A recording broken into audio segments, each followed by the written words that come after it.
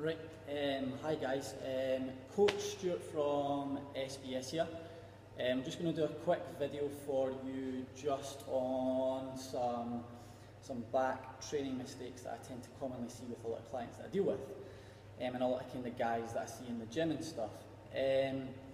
Hopefully it'll be relatively quick, and hopefully you can kind of take a few away pointers from this. So number one, the first thing that I kind of do tend to see a lot of people do in the gym, and a lot of clients that I see first off, is they let their shoulder internally rotate. So this is kind of specific to both horizontal pulling, where you would pull from a horizontal position, and from a vertical pulling position, it would be a pull down movement. Shoulder internal rotation is when, in a rowing movement, where you would let your shoulder pop forward, instead of trying to think about driving the shoulder blade back the way as you row. A lot of people tend to let the shoulder sit forward, as you can see there. A really good cue that I like to use for clients with this one is to really think is, as you can see, kind of I've got a little badge here. A lot of people have a Nike badge or anything like that, and if you say to them to really drive this up, it pushes the chest up, and as they pull in, they really think about pushing that forward. It should help pull the shoulder blade back and keep the back into a good position, so you're actually using the correct muscles for the movement. The second mistake that I see quite commonly with a lot of people is they really lack control with back training movements. It's one of these muscles that if you don't actually think about moving and you actually control the weight properly, it really doesn't work.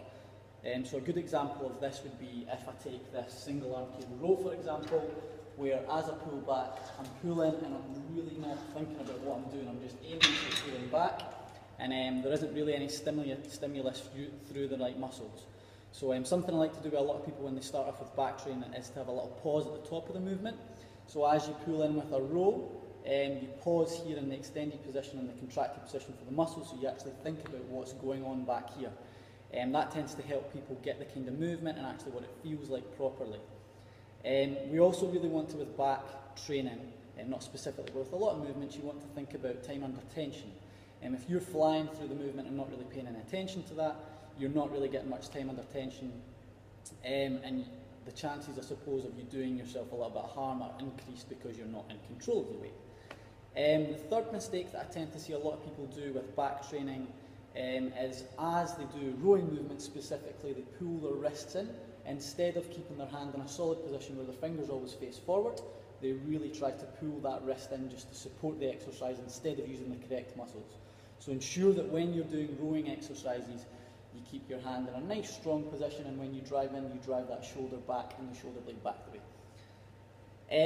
The fourth mistake that I see quite often with a lot of people are, especially with rowing movements as well, and with some vertical pulling, with the lat pull down, I see people, what they do is, as they pull in with a rowing movement, they engage the movement from their traps, so they pull back and lift up through here. So they see them kind of shrugging through their shoulders. The reason we don't really want this to happen is because a lot of people are very upper trap dominant, because we spend a lot of time in this position nowadays on phones and on computers and stuff. So we really want to think about, as we're doing rowing movements and with vertical pulling movements, that we're driving the shoulders, not necessarily down the ways all the time, but certainly back, and not thinking about lifting up and elevating the shoulders. One of the good things that you can do for that, if you really struggle, so a lot of people do struggle to keep their shoulders going back and not lifting up, is to try and do some lower trap work. You'll find some good stuff by Joe DeFranco and by Andy Mack on YouTube that you can type in and find out. That's really nice and quick, guys. Hopefully that's not too long. So number one, we had shoulders internally rotating, where you when you pull into this position, let your shoulder come forward, drive the shoulder back, drive the chest up. Number two was a lack of control, just driving in with your arms aimlessly, really try to concentrate on what muscles are actually working. Number three was letting your arm pull in, your wrist pull in, and pull in the way, so it supinates, instead of keeping it in a nice and strong position and driving back with the arm in the back. And number four was letting the shoulders elevate. Not necessarily all the mistakes that we see with back movements, but there are some very common ones that I do see with a lot of people that would make a big difference if they try to change them slightly to the way their training works and to how effective it is. Hopefully you found that useful. If anybody has any questions about anything I've mentioned, please feel free to leave a comment in the box, and I shall get back to you personally.